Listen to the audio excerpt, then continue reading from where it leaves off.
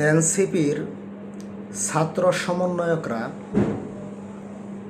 জুলাই আন্দোলন করেছিল ছাত্রদল, ছাত্র শিবির, গণ অধিকার পরিষদ এদের মতো নির্যাতিত রাজনৈতিক দলের নেতাকর্মীদের সাথে। তারা যখন দেশের জন্য জীবন বাজি রেখে কাজ করল, তাদের সম্মান ছিল সমুন্নত। তাদের ছাত্রদল, ছাত্র শিবির, গণ অধিকার পরিষদ সবাই ভালোবাসত এবং তারা তখন ভালো মানুষের সাথে ছিল। কিন্তু যখন তারা রাজনৈতিক দল গঠন করার জন্য উদ্বুদ্ধ হলো এবং ছাত্র শিবিরের কাছ থেকে সাইট নিয়ে, ছাত্রদলের কাছ থেকে সাইট নিয়ে গণ অধিকার পরিষদ যার কাছ থেকে বিভিন্নর এই এনসিপির ছাত্র সমন্বয়করা রাজনীতি শিখছিল, তাদের একটা পূর্ব নাম ছিল, এটা হলো গণতান্ত্রিক ছাত্র শক্তি। ঢাকা ভার্সিটিতে একটা তাদের সংগঠন ছিল। তো এদের বাদ দিয়ে তারা আলাদাভাবে একটা দল গঠন করলো। তো অন্যান্য দল তখনই তারা মোটামুটিভাবে ছাত্র শিবিরের মতো ভালো একটি সংগঠন, ছাত্রদলের মতো একটা ভালো সংগঠন বা বিভিন্ন গণ অধিকার পরিষদের মতো ভালো একটা বন্ধু তারা হারে যে রাজনীতি করতেছে। এখন রাজনীতি করতে গেলে তো জনবল লাগবে, লোক লাগবে। জনবল ছাড়া রাজনীতি হয় না। আর যেহেতু তারা ছাত্রদল, ছাত্র শিবির, গণ অধিকার পরিষদ থেকে বের হয়ে গেছে, তারা তো আর তাদের এনসিপিকে কোনো সাপোর্ট দিবে না, তাদের তো লোক লাগবে। তখন রাজনীতির মাঠে টিকার জন্য নতুন কিছু লোক সংগ্রহ করা শুরু করলো। এই নতুন লোকগুলো কারা?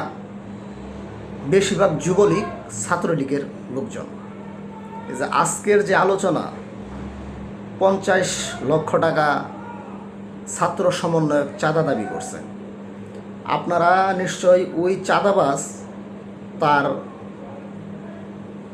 ছবি, অনেকগুলো ছবি দেখেছেন।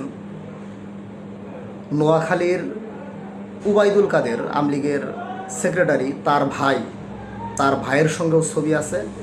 আবার বিএনপি, জামাত সহ অন্যান্য এনসিপি দলের নেতাদের সঙ্গেও তার উঠা বসা আছে, এর প্রমাণ আছে। তো 17 বছর যখন আমলীগ সরকার ক্ষমতায় ছিল, এই হারামজাদা ওই উবাইদুল কাদেরের ভাইয়ের তেল মাইরে, আমলীগের সঙ্গে তেল মাইরা চলতো, চাঁদাবাজি করত, অপকর্ম ও দুষ্কর্ম করত। যখন দেখতে পারছে যে আমলীগ সরকার পতন হয়ে গেছে, তখনই আবার সুবিধা বুঝা সেই এনসিপির ভিতরে ঢুকে গেছে। এখন আপনারা অনেকেই বলতেছেন সমন্বয়করা চাঁদাবাজি করে। বৈষম্য বিরোধী ছাত্র আন্দোলনে যারা ছিল, জুলাই আন্দোলনে, তারা চাঁদাবাজি করে। এই ব্যাখ্যাটা আপনাদের ভুল, এই তথ্যটা ভুল।